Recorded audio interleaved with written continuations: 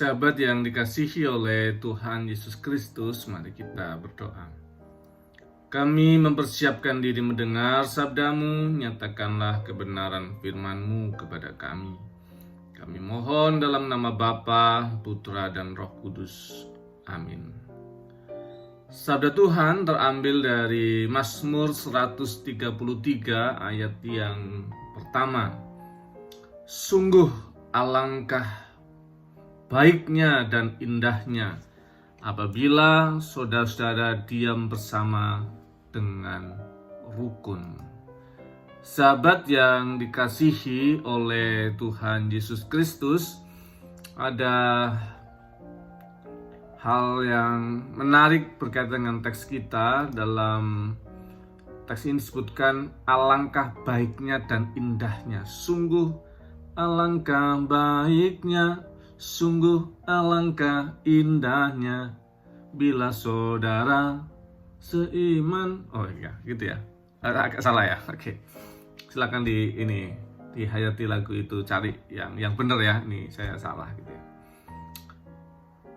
Alangkah baiknya dan indahnya. Kalau saya cari di sumber ini dikatakan bahwa Ummah Naim, yang dari kata tadi Mahtof, Ummah Naim, itu betapa baik dan betapa menyenangkan gitu ya. Dari bahasa aslinya itu mengarah kepada keadaan yang baik, suasana yang baik dan menyenangkan jika semua orang hidup dalam kerukunan gitu. Jadi yang terjadi ketika orang itu hidup rukun, maka yang terjadi adalah hal yang baik dan hal yang menyenangkan gitu. Nah, sekarang pertanyaannya gini, gimana caranya kita bisa hidup baik dan menyenangkan? Bagaimana caranya bisa rukun? Kata rukun itu sebenarnya kalau dalam bahasa aslinya itu mengarah kepada kesediaan untuk duduk bersama dan mempercakapkan sesuatu. Jadi kesediaan untuk mempercakapkan dengan terbuka, maka itu yang secara harafiah akan menghasilkan hal baik, menyenangkan, dan rukun yang terjadi. Mari kita coba pelan-pelan menghayati ini dengan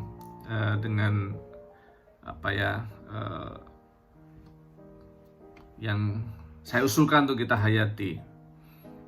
Gini, kita akan baik keadaannya, kita akan hidup yang menyenangkan kalau kita itu mau duduk bersedia mempercakapkan sesuatu. Jadi itu yang kira-kira dipesankan oleh firman Tuhan. Sekarang kita coba gali lagi. Gimana saya bisa bersedia duduk dan mempercakapkan sesuatu kalau saya terluka, kalau saya sudah sering disakiti? Apa yang dilakukan terhadap saya itu sangat tidak adil. Tentu dalam posisi itu perlu ada kerelaan, kekuatan dari Tuhan untuk melepaskan pengampunan. Itu kalau posisinya tersakiti dan terlukai ya. Yang kedua, kalau ternyata posisinya itu terlukai dan tersakiti karena perbedaan perspektif, beda sudut pandang, maka dengan bercakap dan bersedia berbincang-bincang, kita akan menemukan perspektif satu dengan yang lain dan kemudian kita bisa menerima perbedaan satu dengan yang lain. Kalau istilah yang disebut dengan toleransi itu kan kesediaan menerima perbedaan walaupun satu dengan yang lain tidak saling setuju. tetapi sepakat bahwa kita memang berbeda dan saya menghormati perbedaan itu dan kita hidup bersama-sama. Nah, yang berikutnya lagi, yang ketiga, kalau kemudian kita mengupayakan jalan keluar atau solusi atas setiap tindakan dan situasi yang kita alami, maka kita bisa menggunakan pendekatan win-win solution yang kita kadang-kadang dengar ya. Nah, kadang-kadang kita lupa memberikan prakondisi atas spirit win-win solution itu. Win-win solution itu baru bisa terjadi kalau ada dua sikap hati sekaligus dalam setiap hati kita. Dua sikap itu adalah yang pertama, bersedia mendengar orang lain.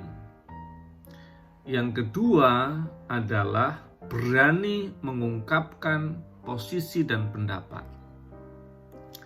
Kalau ada dua orang yang sedang dalam situasi yang tidak baik-baik saja, kalau yang satu ini bersedia mendengar, yang satu ini bersedia mendengar, tetapi berkaitan dengan soal tadi, tidak berani mengungkapkan, ini sama-sama nggak berani mengungkapkan, artinya ya sudah memahami, tetapi yang terjadi adalah masing-masing masih sakit hati, nggak selesai, nggak rukun sebenarnya, nggak menyenangkan itu.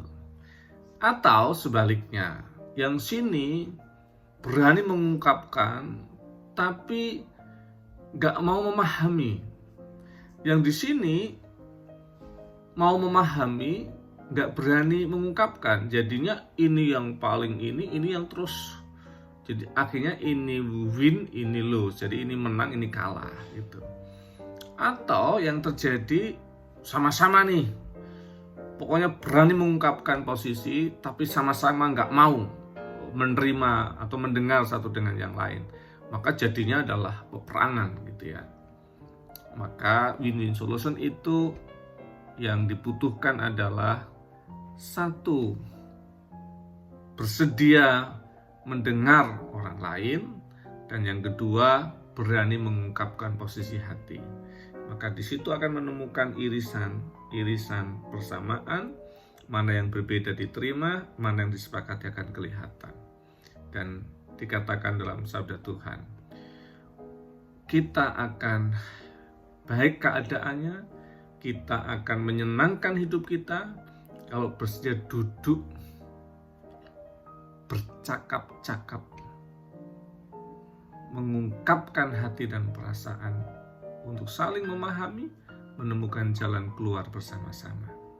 Tuhan berkati. Kami bersyukur kepadamu Tuhan untuk kami boleh belajar hidup yang baik, menyenangkan, dengan kesediaan untuk duduk mempercakapkan segala hal dan mengupayakan jalan keluar bersama-sama. Kami mensyukuri firman-Mu hari ini. Terima kasih Tuhan Yesus. Amin. Kasih, karunia, dan damai sejahtera dari Allah Bapa kita, Tuhan Yesus Kristus, penyertaan Roh Kudus menyertai-Mu. Dalam nama Bapa, Putra, dan Roh Kudus. Amin.